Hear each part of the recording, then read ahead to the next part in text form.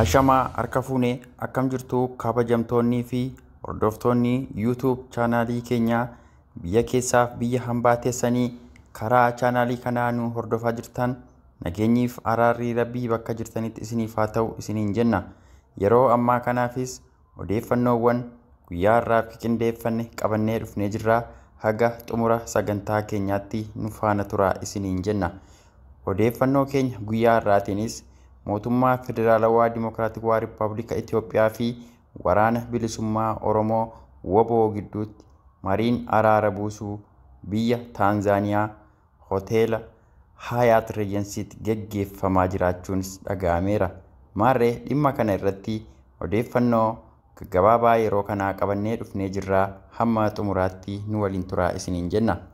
Marii kana irratti gama mootummaatiin qaamni hirmaate eenyu akka ta'anii fi karaa gama waraana bilisummaa Oromootiin eenyu akka hirmaatan kan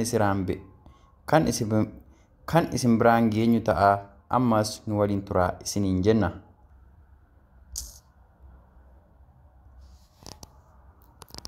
Mootummaa Itoophiyaa fi bakka bu'oota waraana bilisummaa Oromoo WBO gidduutti marii marsaa lammaffaa adeemsifamaa jiraachuun dhaga'amee jira.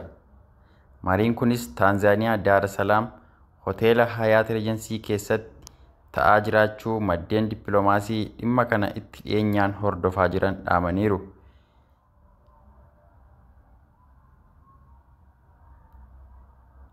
Kana malees ajajaan waraanaa bilisummaa Oromoo Kibbaa Gammachuu Raggaasaa yookaan maqaa qabsoo isaanii Jaal Gammachuu Abbooyyee fi itti aanaan isaanii buufata isaanii Kibba Oromiyaa Boorana irraa karaa Keeniyaatiin gara bakka walga'ii kanaatti har'a ganama balali'uun isaanii dhaga'amee jira. Mariin kun giddugaleessotaa fi haala mijeessitoota alaa irraa deeggarsa cimaa kan qabu yoo ta'u, keessattuu Ameerikaan karaa jiila ergama addaa gaanfa Afrikaa Ambaasaadder Maayik Haamariin durfamuu fi dippiloomaatota olaanoo IGAD bakka bu'uun akkasumas mootummoota biyyootaa kanneen akka Keeniyaa fi Noorweey akka argaman maddeen keenya dubbataniiru. Mootummaa federaalaa bakka bu'uun itti gaafatamaan odeeffannoo waraana raayyaa ittisa biyyaa Jeneraal Gitaachoo Guddinaa fi itti aanaan isaanii Meejer Jeneraal Damis Amanuu argamaniiru. Lamaanuu qaama marii marsaa jalqabaa caamsaa keessa Taanzaaniyaa Zaanzibaar keessatti gaggeeffame keessaa tokko ta'uu isaanii ni yaadatama. Waraanni bilisummaa Oromoo gama isaatiin walumaa galatti hirmaattota 8 bakka bu'ama. Isaan keessaa 4 ajajaa WBO lixaa fi giddugaleessaa irraa ajajaa olaanaa WBO Kumsaa Dirribaa yookaan maqaa qabsoo isaanii Jaalmarroo Dirribaatiin durfamu. 2 ajajaa Kibbaa WBO irraa Gammachuu Raggaasaan durfamu.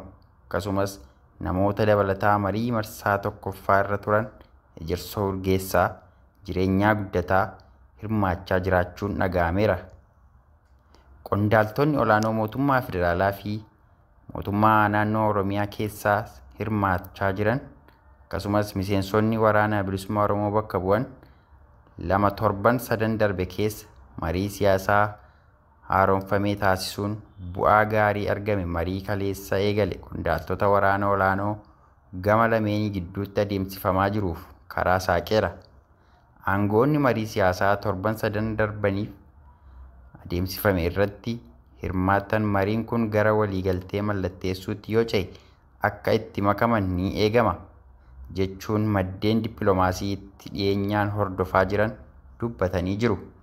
Dabalataan guyyaa kaleessaa marii kana irratti hirmaachuuf ajajaan olaanaa waraana bilisummaa Oromoo WBO Jaalmarroo Dirribaa gara iddoo marii kanaaf barbaadametti akka imale odeeffannoon achirraa bahaa jiru ni mul'isa.